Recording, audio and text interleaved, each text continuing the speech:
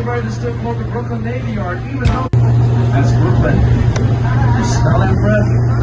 That's what real pizza smells like. And I encourage everybody to still call the Brooklyn Navy Yard, even though the Navy left in 1966. The day the Navy left was the last Navy Yard to close up the biggest port in the world. Closed the Navy lost over 100,000 jobs in the Navy Yard that day.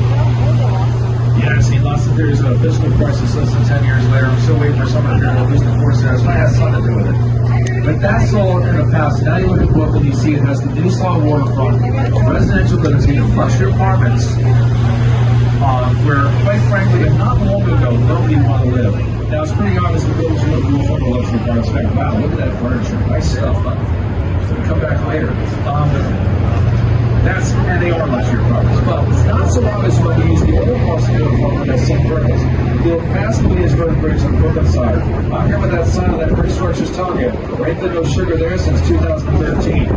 As for no sugar, left the building, already ceased production some years before that. When they stopped making sugar, it was first we were not making sugar in the city, in the history of New York City. That was a big part of our history.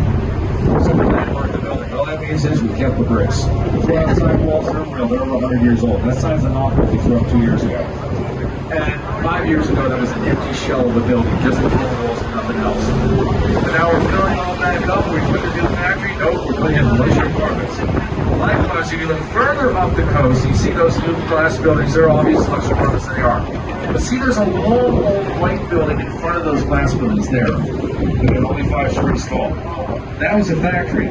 That was an envelope factory. Okay, that flooded.